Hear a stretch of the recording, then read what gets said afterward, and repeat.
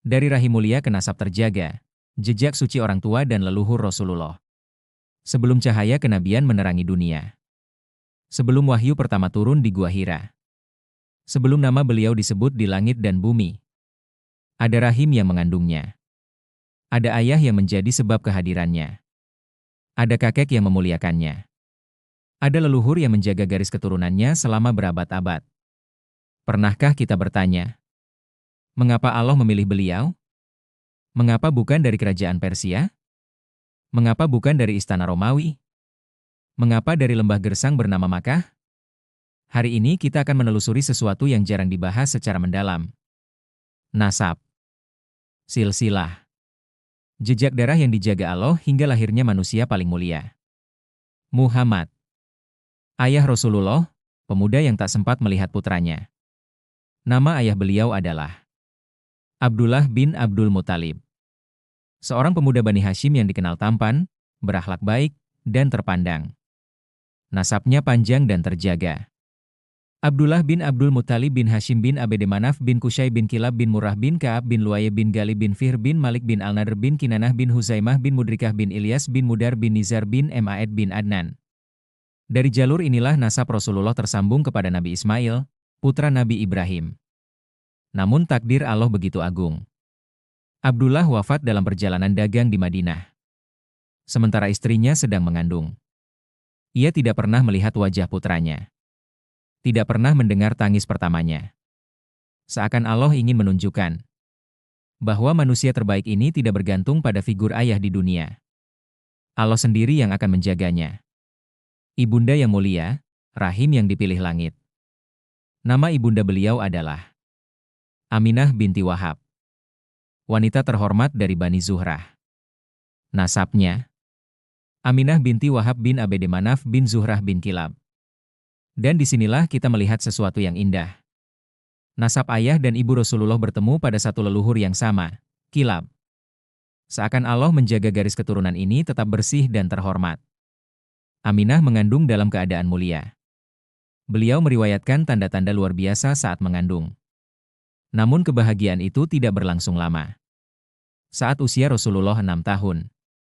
Dalam perjalanan pulang dari Madinah, Aminah wafat di Abwa.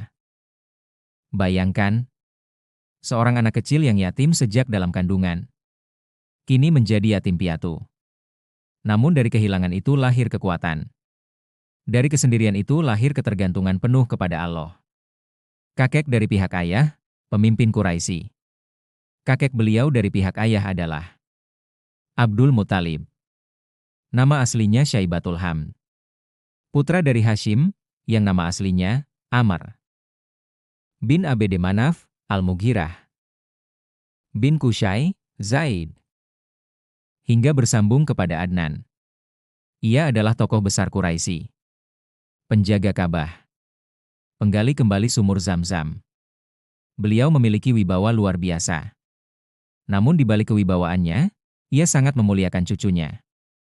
Ketika Muhammad kecil duduk di tempat khususnya di dekat Ka'bah, orang-orang hendak melarang.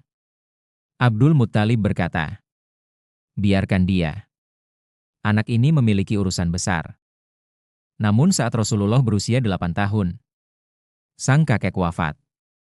Dan sekali lagi, beliau kehilangan pelindung duniawinya. Nenek dari pihak ayah. Dari jalur ayah, Rasulullah memiliki beberapa nenek dari generasi sebelumnya, di antaranya Nutailah binti Janab, Halah binti Wuhaib, Fatimah binti Amr, Samra binti Jundub, Lubna binti Hajar, Mumanna binti Amr.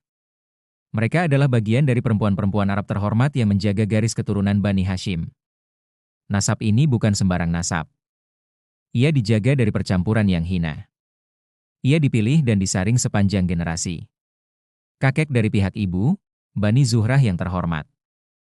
Kakek Rasulullah dari pihak ibu adalah Wahab bin Abd Manaf bin Zuhrah bin Kilab bin Murrah bin Ka'ab bin Lu'ay bin Galib bin Fihr bin Malik bin Al-Nadr.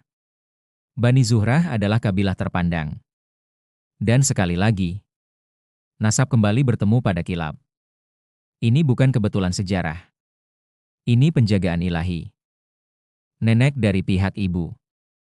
Nenek beliau dari pihak ibu adalah Barah binti Abd al-Uzza bin Utsman bin Abd al-Dar bin Qusay bin Kilab bin Murrah bin Ka'ab bin Luay bin Galib bin Fihr bin Malik bin al-Nadr.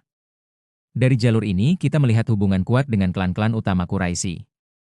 Bukan untuk kesombongan, tetapi untuk hikmah.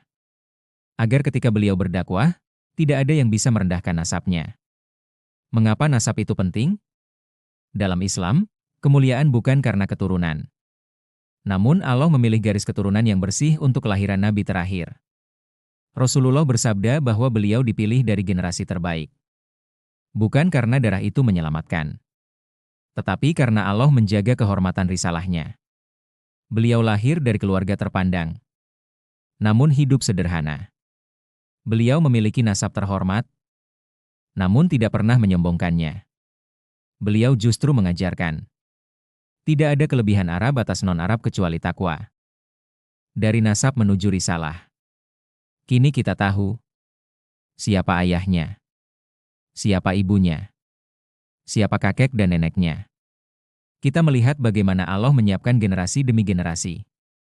Hingga lahirlah manusia yang mengubah arah sejarah. Namun perjalanan belum selesai. Di episode berikutnya, kita akan masuk ke masa kecil beliau. Bagaimana beliau diasuh. Bagaimana Allah menjaganya sejak bayi. Karena semakin kita mengenal asal-usul beliau, semakin kita sadar bahwa kelahiran Muhammad bukan peristiwa biasa. Ia adalah awal dari perubahan dunia. Sampai jumpa di episode selanjutnya. Dan jangan lupa, sebarkan kisah ini. Karena mengenal beliau adalah bagian dari iman.